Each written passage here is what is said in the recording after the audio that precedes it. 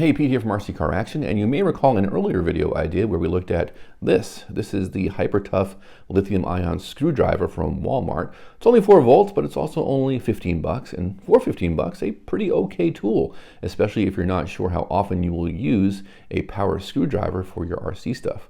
And I've used this one quite a bit, so I decided I should probably upgrade to a nicer one, and this one can go in the kitchen drawer. And I was ready to spend $60, $70, $80, but while I was shopping, I discovered this Genesis lithium-ion screwdriver. I got this one from Home Depot. I had it shipped to my store because they don't actually sell it in stores. But you can also get this at Amazon and on eBay, other places, and pretty much everyone sells it for under 25 bucks. I paid 23 bucks and change with no shipping because it went right to my local Home Depot. I've reboxed it so I can unbox it, but I have used this for about a month, and it's a really nice tool, especially for around 23 bucks. And for that 23 bucks, you're getting twice the voltage. It's a 7.2 volt versus the Hyper Tough, which says 4 volt, but it's really 3.6 once you run the battery a little bit inside the tool. It's a single battery. This one has 2 batteries inside, 2 18650 cells. And this one is a 2-speed as opposed to the single speed of the Hyper Tough, so gets the screws in a little quicker. But this is a nice tool, and we'll get inside the box and take a look. So we can let the box do some of the work for us here. As you can see, 7.2 volt, 2-speed screwdriver, 1/4" hex quick change chuck, 2 speeds, 200 and 400 RPM for versatility. 16 torque clutch settings, one of which is fully locked for drilling, and you got a built-in LED work light, which doesn't really come in handy for me because I'm working in a well-lit shop, but if you're in the attic or some other tight space where you need some light, it is handy to have an LED on there. Back of the box, you can see all that you get. You get a wall wart type charger. They mold this so it looks like there's a battery that comes out, but the batteries are permanently installed inside the handle there. You just plug the barrel connector right into the tool to charge it. You get 4 Phillips head and bladed screwdriver bits and 4 drill bits. The Hyper Tough also included bits, but they were really pretty cheesy. These aren't exactly, top quality either, but they are nicer than what the Hyper Tough includes. Let's get a look inside this box.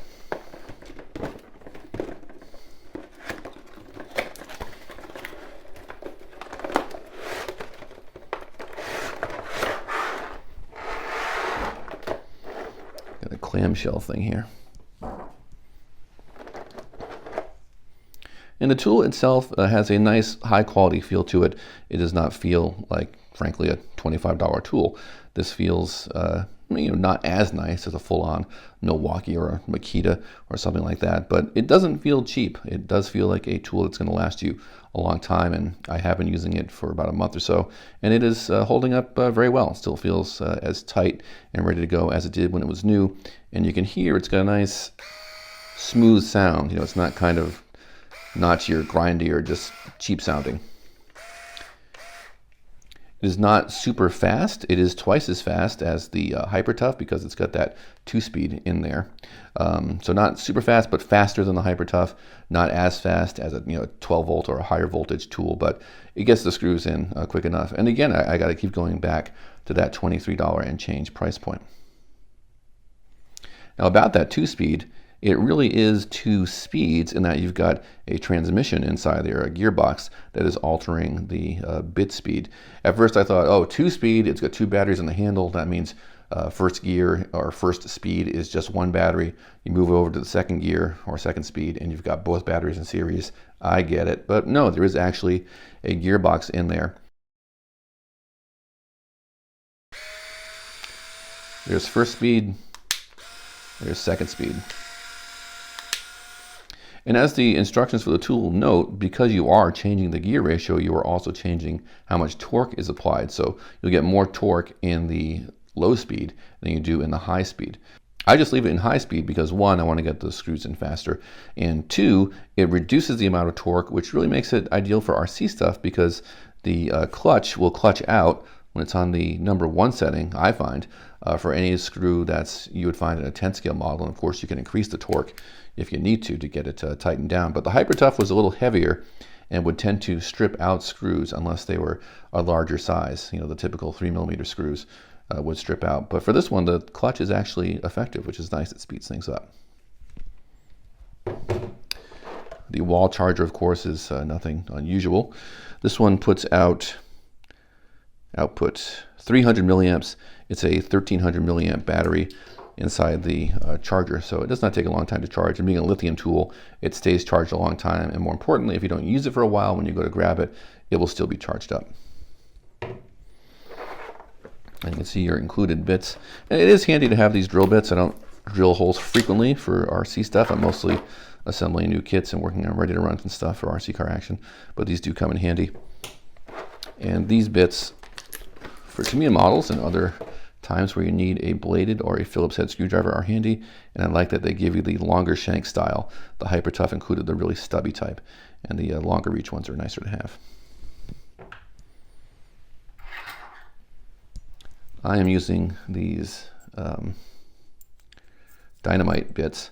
These come with a handle that stows all the bits, but I grab the bits to use in my 1/4-inch drivers.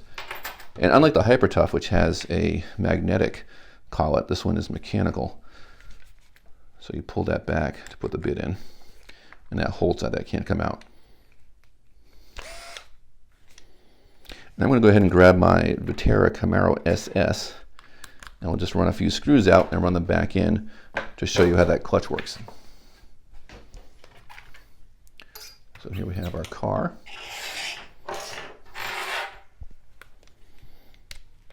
I'll set this to loosen. Let's grab this screw right here. And that's tight enough to activate the clutch, so I'll turn this up a bit to get the screw out.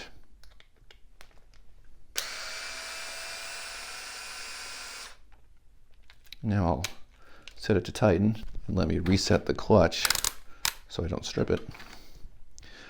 So this is clutch setting 1 on the higher speed setting.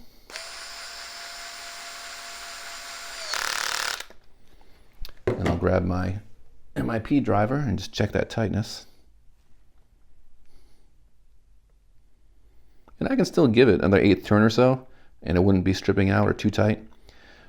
But the tool leaves it off at a good tightness.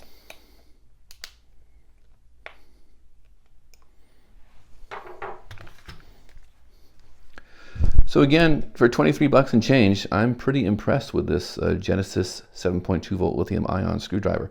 It doesn't have the switchable handle configuration, but I always use pistol grip anyways.